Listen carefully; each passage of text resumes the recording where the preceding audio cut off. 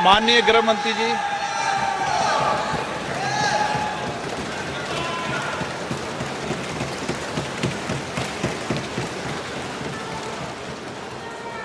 माननीय अध्यक्ष जी, सबसे पहले मैं आपका धन्यवाद करना चाहता हूं कि एक युग बदलने वाले विधेयक पर बोलने के लिए आपने मुझे अनुमति दी है। माननीय अध्यक्ष जी, संविधान को संशोधित करने वाले 128वें संविधान संशोधन के समर्थन में बात करने के लिए मैं यहां खड़ा हुआ हूं। माननीय अध्यक्ष जी,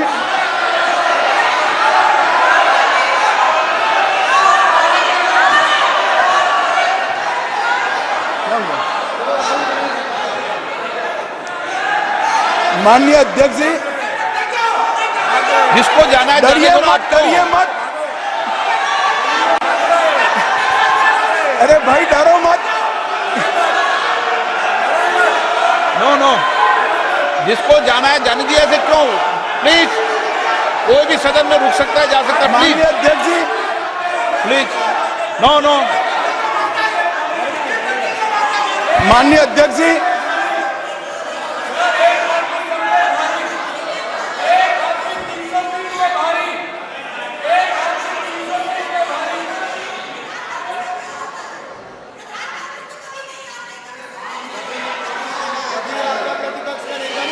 माननीय गृह मंत्री जी। माननीय अध्यक्ष जी,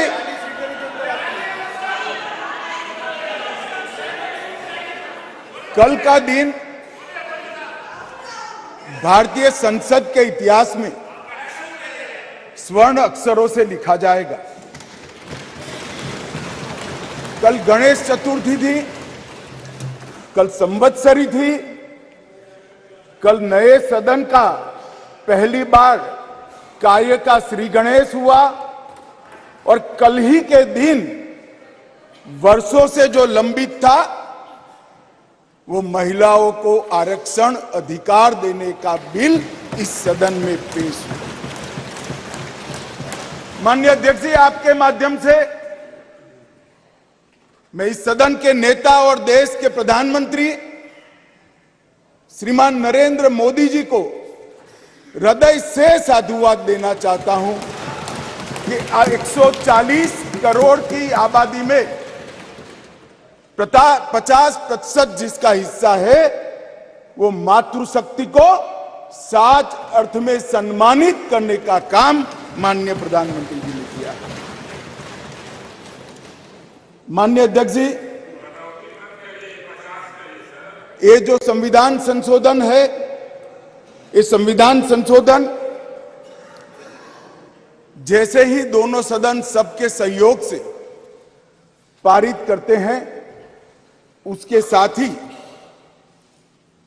देश की लोकसभा और देश के सभी राज्यों की विधानसभाओं में 1/3 स्थान मातृशक्ति के लिए आरक्षित हो जाए। इसलिए ये बिल के अंदर अनुच्छेद 239 ए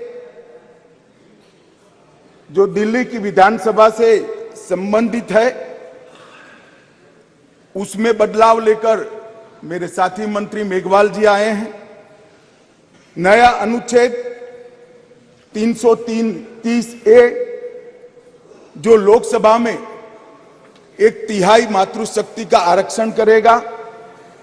नया अनुच्छेद 332 ए जो राज्यों की विधानसभा में 1/3 मातृशक्ति का आरक्षण करेगा और इसके साथ साथ एससी और एसटी वर्ग के लिए जितनी भी सीटें रिजर्व है उसमें भी 1/3 सीटें मातृशक्ति के लिए आरक्षित हो जाएगी। माननीय अध्यक्ष जी, इसके साथ महिलाओं के अधिकार की एक लंबी लड़ाई का अंत हो जाएगा और जिसकी कल्पना इस G20 की बैठक में सम्माननीय नरेंद्र भाई ने समग्र विश्व के सामने रखी वुमन लेड डेवलपमेंट, उसके नए युग के श्री गणेश इसी बिल से होने जा रहे हैं। क्योंकि अब इस देश की माता, इस देश की मातृशक्ति, इस देश की बेटी न केवल नीतियों के अंदर अपना हिस्सा पाएगी, नीति निर्धारण करने में भी अपने पद को सुरक्षित कर पाएगी। माननीय अध्यक्ष जी, कुछ पार्टी के लिए महिला सशक्तिकरण एक पॉलिटिकल एजेंडा हो सकता है। कुछ पार्टियों के लिए महिला सशक्तिकरण, माननीय अध्यक्ष जी, एक राजनीतिक मुद्दा हो सकता है। कुछ पार्टियों के लिए महिला सशक्तिकरण का नारा ये चुनाव जीतने का एक हथियार हो सकता है, परंतु मेरी पार्टी और मेरे नेता नरेंद्र मोदी जी के लिए महिला सशक्तिकरण राजनीतिक मुद्दा नहीं है।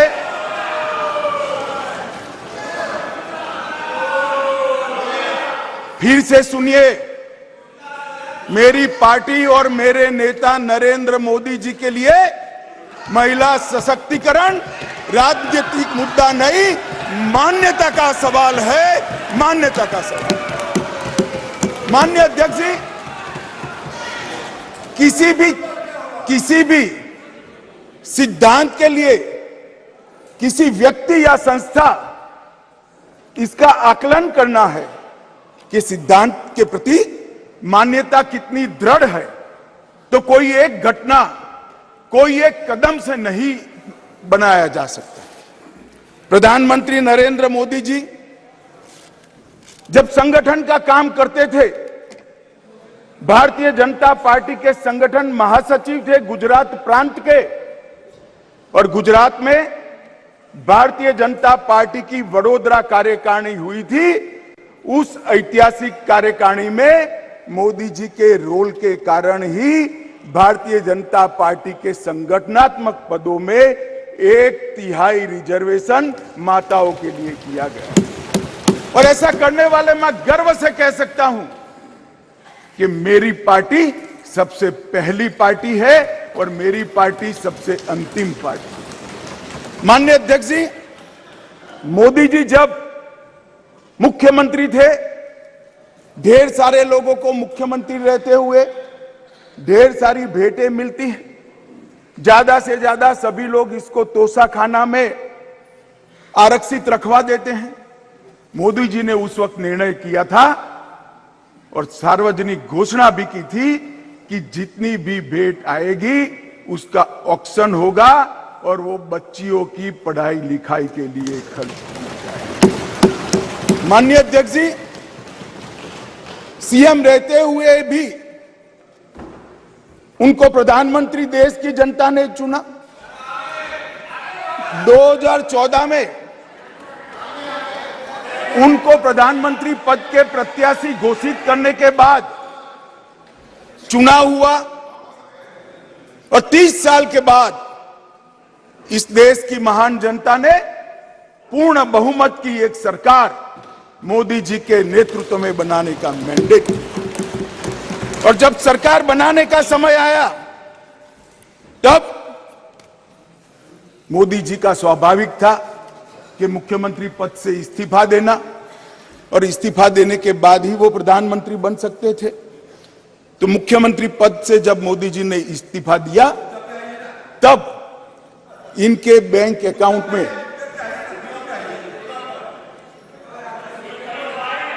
माननीय अध्यक्ष जी, भाई उनको जवाब न दो, इनके बैंक अकाउंट में जितना भी मुख्यमंत्री की तनख्वाह से और जितना भी पैसा बचा था वो सारा का सारा गुजरात सचिवालय की वर्ग 3 और 4 के कर्मचारियों की बच्चियों की पढ़ाई लिखाई के लिए। माननीय अध्यक्ष जी, इसके लिए कोई सर्कुलर नहीं था, इसके लिए कोई कानून नहीं बनाया था। यही मोदी जी थे जब गुजरात के मुख्यमंत्री थे तब बेटी बचाओ बेटी पढ़ाओ का नारा देश भर में दिया और गुजरात में उनके प्रयासों से जन जागृति के माध्यम से कोई कानून के बगैर लिंग अनुपात के अंदर बहुत बड़ा परिवर्तन कर लाखों बेटियों को पृथ्वी पर आने का अधिकार इस नरेंद्र मोदी जी ने धूम धपकी धूप में मई महीने में पटवारी से लेकर मुख्यमंत्री तक पूरी की पूरी सरकार 5 दिनों तक गर्ल चाइल्ड एनरोलमेंट के लिए गांव-गांव में जाती थी। कोई कस्बा ऐसा नहीं होता था जहां पर सरकार के पदाधिकारी नहीं जाते थे।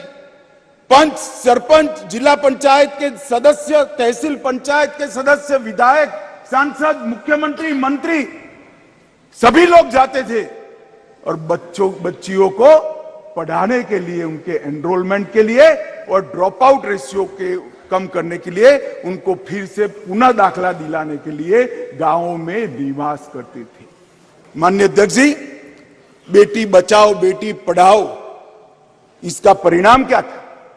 एक और तो लिंग अनुपात में बहुत बड़ा अंतर आया और दूसरी ओर कांग्रेस पार्टी जो लेगेसी छोड़कर गई थी गुजरात में, उसमें प्राइमरी एजुकेशन में 37% ड्रॉप आउट रेशियो था और मोदी जी जब मुख्यमंत्री से प्रधानमंत्री बनने के आए तब वो 30% ड्रॉप आउट रेशियो घटकर 0.70% है।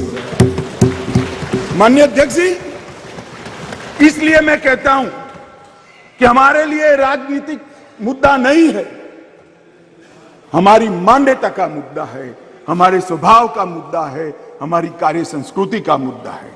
माननीय अध्यक्ष जी, जहां तक नरेंद्र मोदी जी की केंद्र में सरकार बनी, ये कह रहे हैं कि पहले भी हुआ था, पहले रोक लिया गया, ये सब बातें तो मैं बाद में बताता हूं, परंतु ये जो महिला सशक्तिकरण की बात है, ये संविधान संशोधन से जुड़ी हुई नहीं है। महिलाओं के लिए सुरक्षा, सम्मान और सहभागिता, ये तीनों चीजें जिस दिन मोदी जी ने इस देश के प्रधानमंत्री पद का शपथ लिया, जिस दिन से भारतीय जनता पार्टी की सरकार बनी, इस सरकार का श्वास और प्राण दोनों बने हुए हैं। माननीय अध्यक्ष, कई ऐसी चीजें हैं जो हुई है। आज मैं कहना चाहता हूं माननीय अध्यक्ष जी, जिस दिन मोदी जी इस देश के प्रधानमंत्री बने, इस देश के 70 करोड़ लोग ऐसे थे जिनके घर में बैंक अकाउंट नहीं था। मोदी जी ने जनधन योजना चालू करी, बैंक अकाउंट खोलने का अभियान चालू किया, 52 करोड़ बैंक अकाउंट खोले गए और 52 करोड़ बैंक अकाउंट में से 70% बैंक अकाउंट माताओं के नाम से खोले गए। माननीय अध्यक्ष जी, माताओं के नाम से आज महिला सशक्तिकरण हुआ है। सारी योजनाओं का जो पैसा जा रहा है, माननीय अध्यक्ष जी, किसने 10 मिनट दिए मुझे? आप वहां बैठकर टाइम दोगे? अरे सुनने की आदत डालो भाई, आप वहां बैठकर मुझे टाइम दोगे? माननीय सदस्य प्लीज, मैं मेरी पार्टी के टाइम में बोल रहा हूं। आप कौन फैसला करने वाले होते हैं? माननीय गृह मंत्री जी। माननीय अध्यक्ष जी, आज कोई भी स्कीम का पैसा जाता है तो वो महिला के बैंक अकाउंट के अंदर जाता है। माननीय अध्यक्ष जी, कांग्रेस ने इस देश में 5 दशक से ज्यादा शासन किया। 11 करोड़ परिवार ऐसे थे जहां शौचालय नहीं था। गरीबी हटाओ के नारे दिए, मगर गरीबों की कोई व्यवस्था नहीं कर पाई थी। और जब एक घर में एक शौचालय नहीं होता है तो मान्यवर, सबसे ज्यादा तकलीफ युवा बेटी, बहन और मां को होती है। मान्यवर, शौचालय न होने की पीड़ा तो वही जान सकते हैं जिनके घर में युवा बेटी हो और शौचालय न हो। 11 करोड़ घर ऐसे थे जिनके घर में शौचालय नहीं था, मोदी जी ने पहले 5 साल के अंदर ही 11 करोड़ 72 लाख सदन की सहमति हो तो इस विधेयक के प्रस्ताव को पारित होने तक और चर्चा होने तक सदन का समय बढ़ाया जाए। माननीय गृह मंत्री जी। मान्यवर, ये 11 करोड़ 72 लाख शौचालय बने, किसका एम्पावरमेंट हुआ? ये 11 करोड़ 72 लाख शौचालय बनने से माताओं का, बहनों का, बेटियों का सम्मान हुआ, उनका सशक्तिकरण हुआ। 10 करोड़ परिवार धुएं से युक्त थे, कंडे और टहनियां जलाकर आंख का नेत्रमणि खत्म हो जाता था, फेफड़े फाइब्रोसिस से भर जाते थे। 10 करोड़ घरों में एलपीजी का मुफ्त कनेक्शन देकर माताओं का सशक्तिकरण करने का काम किया। 3 करोड़ से ज्यादा माताओं को घर दिया, और वो घर माता के नाम से करने का काम हमारे प्रधानमंत्री नरेंद्र मोदी जी। मान्यवर, 12 करोड़ घर ऐसे थे जहां पीने का पानी नहीं था। अब जो समाज के अंदर रहते हैं, जो जमीन को जानते हैं, उनको मालूम है कि घर में पीने का पानी नहीं है तो पीड़ा सबसे ज्यादा किसको होती है, किसको ज्यादा तकलीफ होती है। घर में पीने का पानी नहीं है तो घर की माता को ही तकलीफ होती है। 12 करोड़ परिवारों के घर में नल से जल पहुंचाने का काम नरेंद्र मोदी जी। हर घर के अंदर 80 करोड़ लोगों को हर घर में प्रति व्यक्ति प्रति माह 5 किलो अनाज फ्री ऑफ कॉस्ट देने की शुरुआत की। जब चूल्हा नहीं जलता है ना मान्यवर, बच्चे भूखे रहते हैं, तो सबसे बड़ा चूल्हा तो नहीं जलता है मगर मां का दिल जलता है। मान्यवर, मां का दिल जलता है। ये भूखे परिवारों को 5 किलो अनाज प्रति व्यक्ति देने का काम हमारे नेता नरेंद्र मोदी जी ने। 3 करोड़ 18 लाख सुकन्या समृद्धि खाते खोले। मान्यवर, 3 करोड़ महिलाओं को मातृवंदना योजना के तहत फायदा पहुंचाया।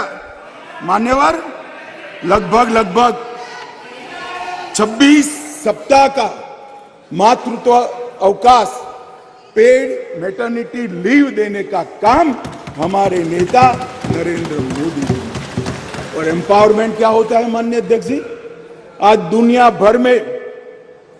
भर में विमान उड़ाने वाले पायलट में महिलाओं की संख्या 5% है, भारत में 15% है, और ये 10 साल में बढ़ेगी। इसको एम्पावरमेंट।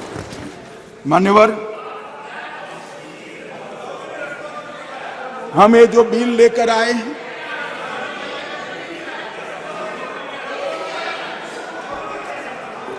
मान्यवर, ये जो बिल लेकर हम आए हैं, कई सारी साथी महिला सांसदों ने कहा कि महिला को रिजर्वेशन देकर नीचा नहीं दिखाना चाहिए, महिला भी उतनी ही सशक्त है जितना पुरुष सशक्त है। मैं आपसे एक कदम आगे जाता हूं, महिला पुरुष से भी ज्यादा सशक्त है, महिला पुरुष से भी ज्यादा है। मगर समाज व्यवस्था ऐसी बनी है जिसके अंदर इस आरक्षण से अब डिसीजन मेकिंग में, पॉलिसी मेकिंग के अंदर महिलाओं की भागीदारी सुनिश्चित कर दी जाएगी। ये सम्मान करने के लिए एक आरक्षण है। मान्यवर, इस देश में जो भी रहता है, जिसकी जड़ें भारत से जुड़ी है, वो कोई भी महिला को कमजोर उबारने की गलती नहीं कर सकता। मान्यवर, दुर्गा, सरस्वती और लक्ष्मी 3 स्वरूप है देवियों के। दुर्गा शक्ति का स्वरूप है, सरस्वती विद्या का स्वरूप है, और लक्ष्मी ऐश्वर्य का, वैभव का स्वरूप है। ये तीनों स्वरूपों में हमारे पुरखों ने, हमारी संस्कृति ने मां की ही कल्पना की है, कहीं और किसी की कल्पना नहीं। मान्यवर, मगर प्रॉब्लम क्या है? प्रश्न क्या है? जड़ें भारत से नहीं जुड़ी है। मैं कहना नहीं चाहता जड़ें कहां जुड़ी है। जड़ें अगर भारत से जुड़ी है तो तकलीफ नहीं पड़ती। मान्यवर, मैं आज आपको कहना चाहता हूं, हजारों वर्ष से हमारे सांस्कृतिक प्रवाह और हजारों वर्ष के हमारे देश के इतिहास के अंदर कई सारी ज्ञान की नई नई विधाएं और ज्ञान के नए नए आयाम हुए। कहीं वेदों की ऋचा है, कहीं उपनिषदों के मंत्र हैं, कभी पुराणों के श्लोक पढ़े हैं। ऋग्वेद के कुल 422 मंत्रों में महिलाओं का महिमा मंडन करने का काम हमारे ऋषियों ने किया है।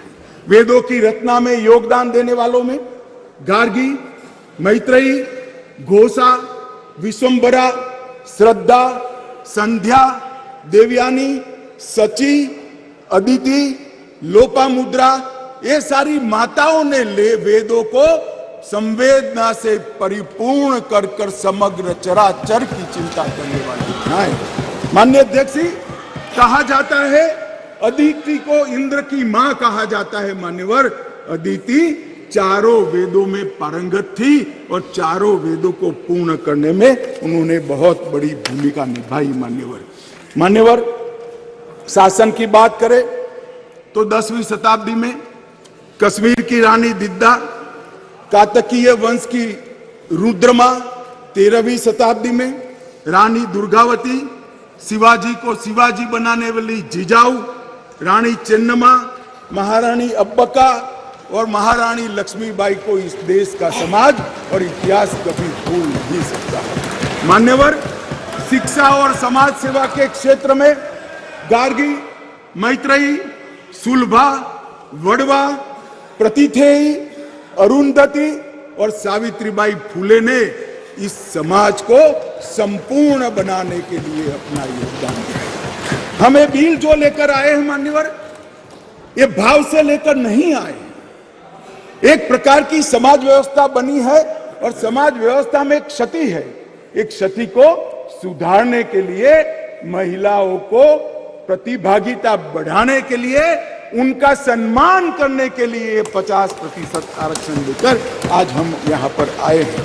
मान्यवर, जहां तक ढेर सारे लोगों ने अलग अलग प्रकार की बातें की हैं मान्यवर, मैं आज यहां कुछ चीजों का जवाब भी जरूर देना चाहूंगा। मैं इससे पहले स्पष्ट कर देता हूं, कोई ये जवाब को अपने दिल से न लगा ले। मैं किसी भी दल के खिलाफ बोलना नहीं चाहता।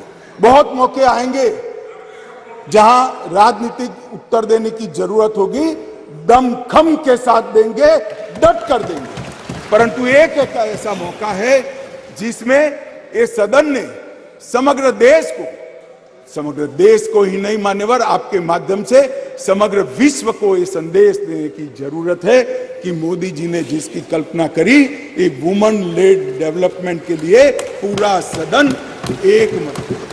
मान्यवर, मगर कुछ चीजें यहां कही गई है, इसलिए मेरा बहुत जरूरी है कि इसकी स्पष्टता कर दी जाए।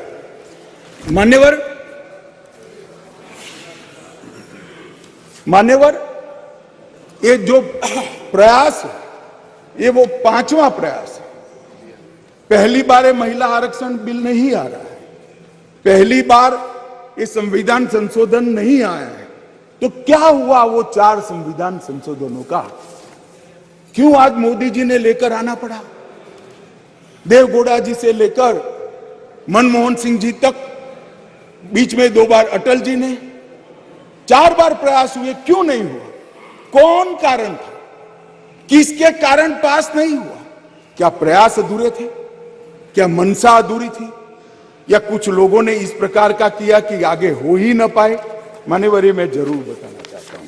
मान्यवर, सबसे पहले इस संविधान संशोधन विधेयक 81वें संशोधन विधेयक के रूप में 12 सितंबर 1996 में आया, देवगौड़ा जी लाए।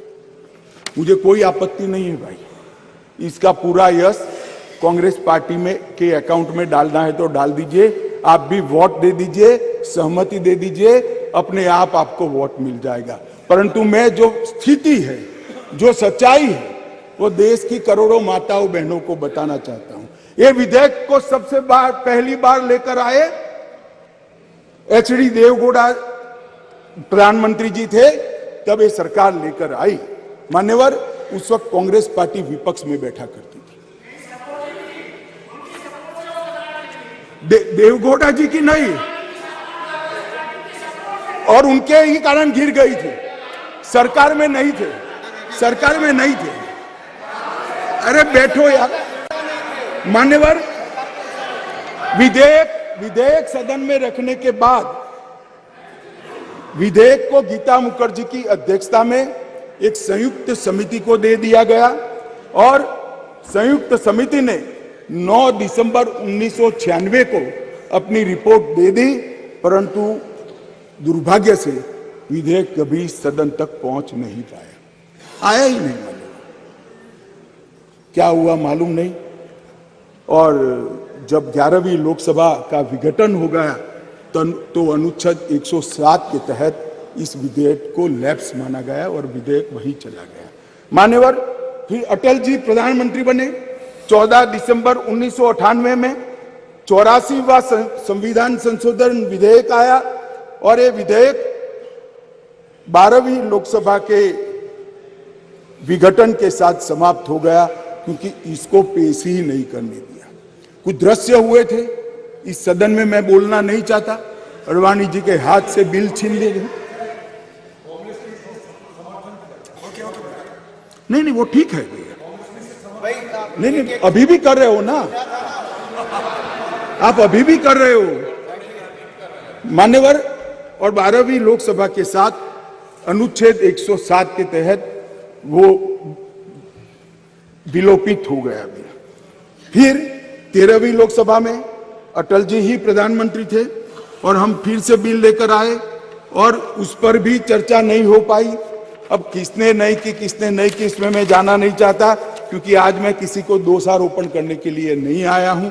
मगर इस संसद ने, इस सम्मानीय गृह ने कभी न देखे हो इस प्रकार के कुछ दृश्य 13वीं लोकसभा में देखे, जो पुराने अनुभवी सांसद है उन्होंने देखे हैं मान्यवर। और वो भी अनुच्छेद 107 के तहत विलोपित हो गया।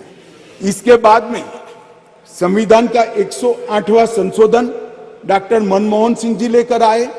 मनमोहन सिंह जी संशोधन लेकर आए, वो पहले राज्यसभा में रखा, राज्यसभा में संशोधन पारित हुआ, उसके बाद में लोकसभा में लाने का मौका ही नहीं हुआ और वो विधेयक भी विलोपित हो गया। तो कल जो मैं कहता था अधीर रंजन जी कि विधेयक, आपने कहा कि विधेयक अभी लंबित है, लंबित नहीं है, जिंदा नहीं है, जीवित भी नहीं है। बैठ जाओ, मैं समझा देता हूं। आप बैठ जाइए, मैं समझा देता हूं। मान्यवर, जब लोकसभा का विघटन होता है, लोकसभा जब विघटित हो जाती है तो अनुच्छेद 107 के तहत लंबित विधेयक जितने भी है वो विलोपित हो जाते हैं, यहां पर नहीं रहते। नहीं, कल उन्होंने सवाल किया था कि विधेयक क्यों फिर से लाना पड़ा। हमारा विधेयक पड़ा है, नहीं पड़ा है, इसलिए विधेयक फिर से लाना।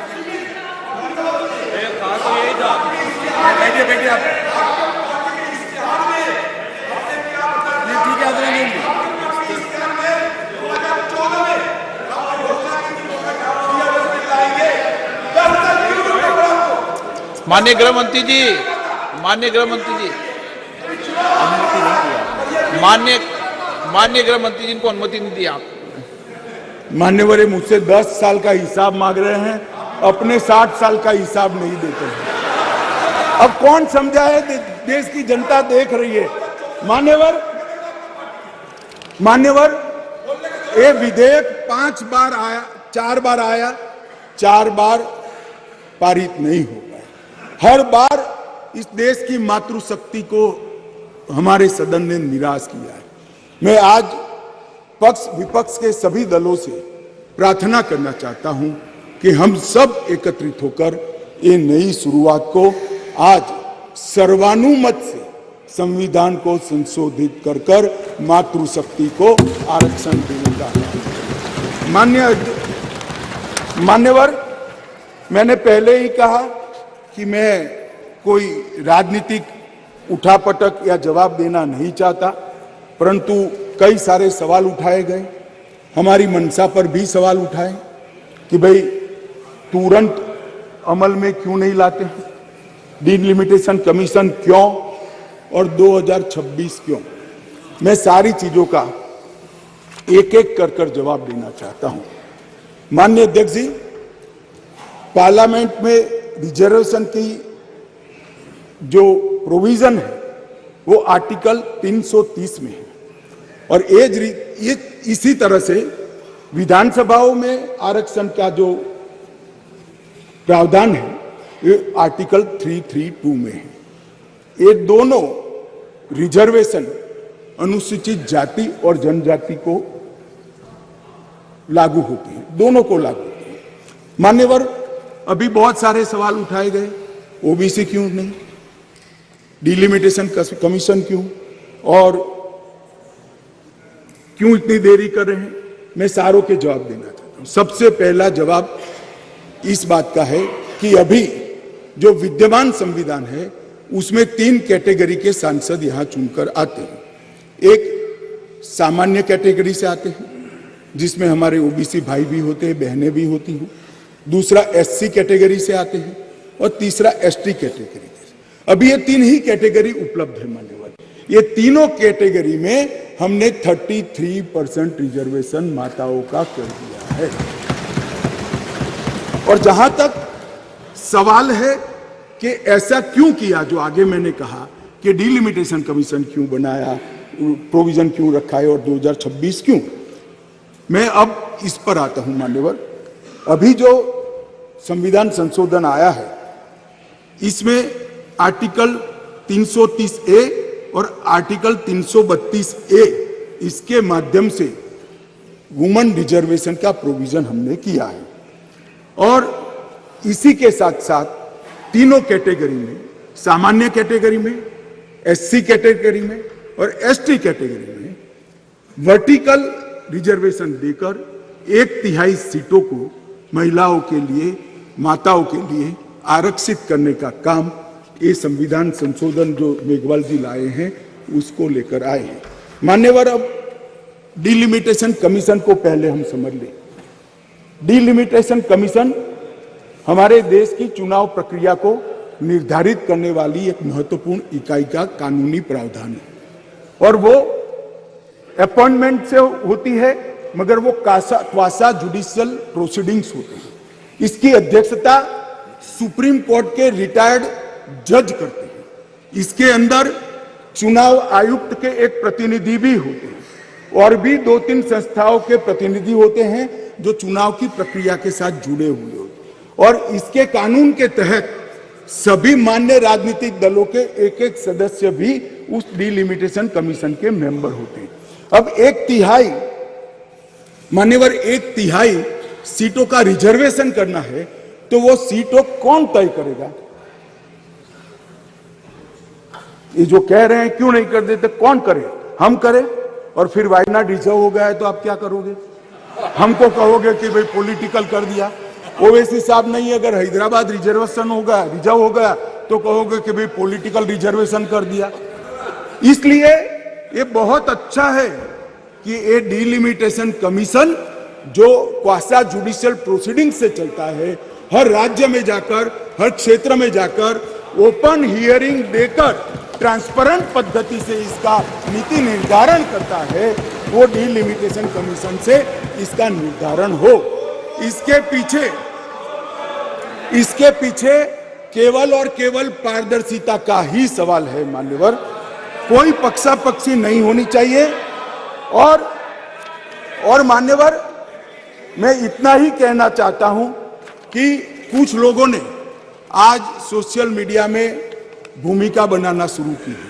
हालांकि बहुत मुझे अच्छा लगा, सबको मैंने सुना है, सबने समर्थन करने का अपने भाषणों के अंदर वादा किया है, परंतु सोशल मीडिया में कुछ लोग भूमिका बना रहे हैं कि भाई इस विधेयक को इसलिए समर्थन न करो कि इसमें डिलिमिटेशन कमीशन का है और अभी के चुनाव में नहीं होगा।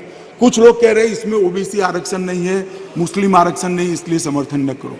मैं अलग कहता हूं, अब समर्थन नहीं करोगे तो क्या जल्दी आरक्षण आ जाएगा? तो भी 29 के बाद आएगा।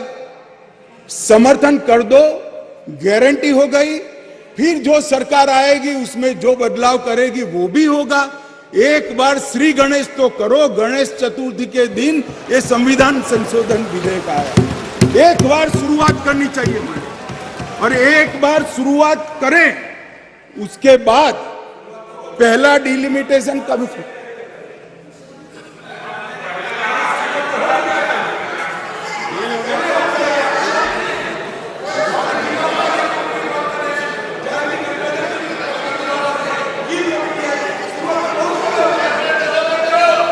मगर पारित नहीं हुआ मान्यवर। ये कमेटी में रखना ही शुरुआत मानते हैं।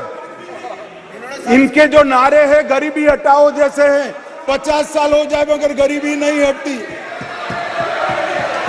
हम ऐसे नहीं है मान्यवर। हम तो जो कहते हैं मोदी जी के नेतृत्व में जो कहा जाता है वो किया जाता है मान्यवर। इससे कोई देरी नहीं होनी है। चुनाव के बाद तुरंत ही जनगणना और डिलिमिटेशन दोनों होंगे और बहुत जल्द ये दिन आएगा कि सदन में 1/3 माताएं यहां बैठकर देश के भाग्य को तय करती होगी मान्यवर। अभी हमारे साथी सांसद अभी चले गए। उन्होंने कहा देश जो लोग चलाते हैं, अब सब लोगों की अपनी अपनी समझ होती है। उन्होंने कहा कि देश जो लोग चलाते हैं उसमें सिर्फ 3 ओबीसी है। अब इनकी समझ है कि देश सेक्रेटरी चलाते हैं, मेरी समझ है देश सरकार चलाती है मान्यवर। संविधान की स्कीम है, देश की नीतियों का निर्धारण इस देश की कैबिनेट करती है, इस देश की सरकार करती है, इस देश की संसद करती है। और आंकड़े अगर आपको चाहिए तो मैं बता देता हूं, सुनने के लिए आप बैठे नहीं हो। भारतीय जनता पार्टी के सांसद में 29%, 85 सांसद ओबीसी कैटेगरी के हैं। कंपैरिजन करना है तो आ जाइए। और मंत्री भी 29 ओबीसी कैटेगरी के हैं मान्यवर। सस्ते चुनावी वादे करना और पॉलिटिकल भाषण करना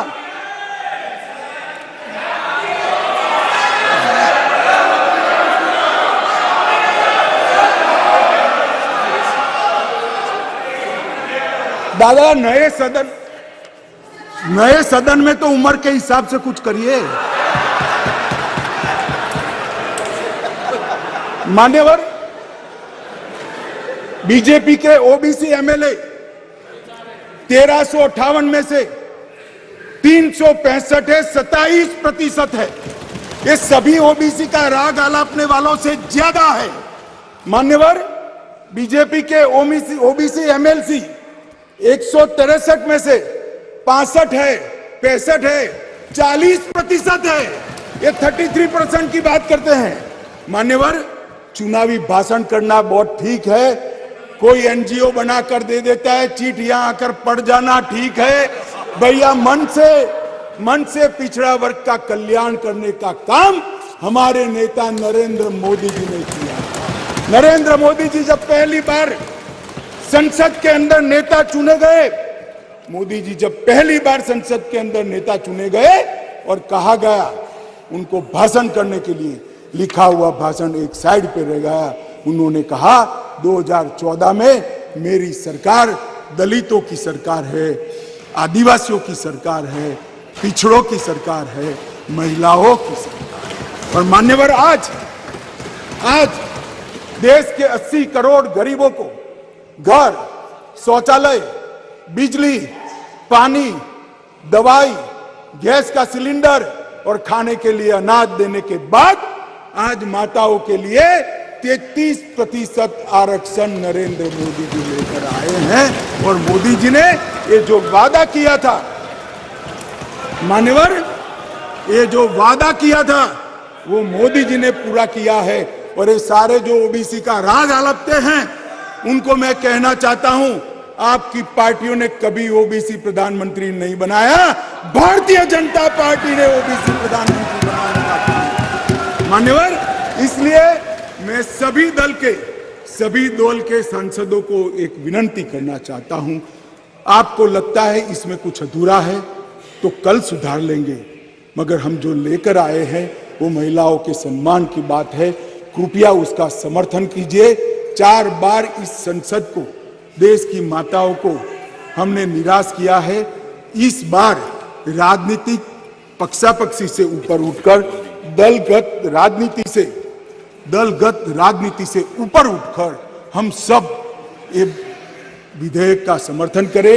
और यश आपका भी है, हमारा भी है, छोटे से छोटे निर्दलीय सांसद का भी है। ये यश संसद का है, सदन का है।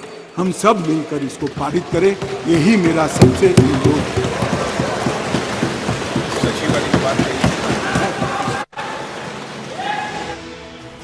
केंद्रीय गृह मंत्री अमित शाह का बड़ा बयान सामने आया।